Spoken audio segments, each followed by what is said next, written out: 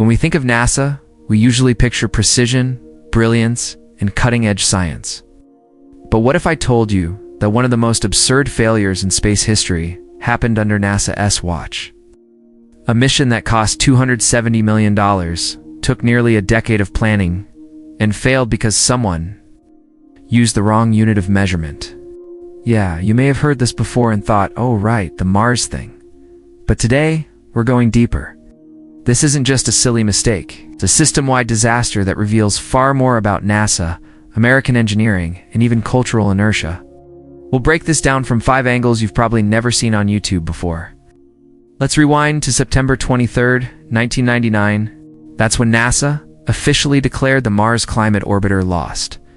This wasn't some backup satellite. It was a key piece in NASA's long-term Mars exploration plan. The orbiter was supposed to study Mars' atmosphere, climate history, and serve as a relay for future missions. It was the cornerstone of NASA's Mars program at the time. If it had succeeded, it would have paved the way for future landers, rovers, maybe even the first crewed missions. If it failed, the entire roadmap to Mars would take a serious hit. Guess what happened? The technical blunder. A line of code? Oh, no worse. So what exactly went wrong? Long story short, NASA used metric units, but their contractor used imperial units. NASA calculated the thrust in Newton seconds, but Lockheed Martin, the company in charge of building the system, used pound seconds. This meant that every time the spacecraft adjusted its trajectory, it was using incorrect force data. The system thought it was giving light nudges, but it was actually pushing way too hard. The result? The orbiter ended up way too close to Mars, about 170 kilometers, off its intended path, and was either torn apart in the atmosphere or flung off course and lost forever. All because someone didn't convert units properly. The spacecraft literally crashed because of math. The management failure. A chain of small errors. Now here's where things get even more troubling. This wasn't just a coder forgetting to add a conversion. The mission involved 9 trajectory corrections. Every single one used the wrong data, and people noticed that something was off. But nobody pushed the issue. Why? Because the system wasn't built to question itself. NASA had adopted a new project model at the time, called faster, better, cheaper. That meant smaller teams, less oversight, and more reliance on contractors like Lockheed to check their own work. So when weird numbers popped up, engineers chalked it up to minor deviations instead of red flags. This wasn't a one-off slip.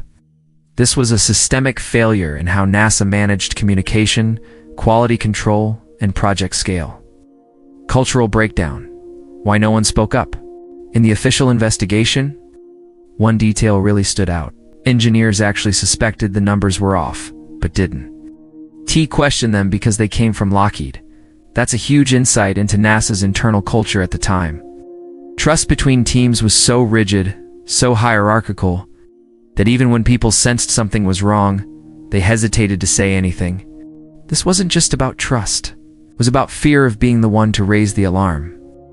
And in a highly technical system, silence can be fatal, especially when everyone assumes someone else has it under control. The deeper irony, a national problem in disguise. Okay, so the orbiter blew up because of units. It's funny, right? America's dumbest mistake. But let's think about this. Why was NASA even using 2 unit systems? Here's the kicker.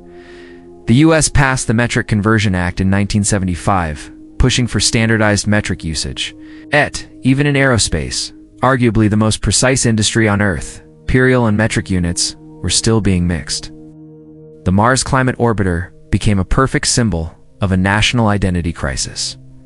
Science wanted metric. Culture clung to imperial, and in the end, no one was willing to force a clear standard. So yes, the spacecraft failed due to a unit mismatch. But behind that was a deeper truth, one about institutional compromise, inertia, and a fragmented engineering system. Did NASA learn the lesson? NASA didn't just take the hit and move on. They launched a full investigation, published a detailed report, and completely overhauled how future Mars missions would be managed. From then on, every data point had to include a unit label. The critical calculations required double validation by different teams. And most importantly, mission planning shifted from fast and cheap to precise and accountable. The Mars Climate Orbiter may have burned up, but it burned a lesson into NASA's DNA. Failure isn't always the end. The Mars Climate Orbiter never sent back a single image. But ironically, its failure might have done more to advance space exploration than its success ever could, because space doesn't forgive mistakes, and science doesn't grow without accountability. Sometimes it takes a catastrophic failure to fix a flawed system. Sometimes a $270 million loss is the price of never making the same mistake again. So what do you think? If you were running NASA, how would you prevent this kind of mistake? You think other industries, medicine, aviation, even finance, have unit errors just waiting to happen? Let me know in the comments. And if you liked this deep dive into a historic space mission failure, hit that like button, subscribe, and share it with someone who still thinks NASA is flawless. Because remember, science isn't about being perfect. It's about learning from imperfection. I'll catch you in the next one.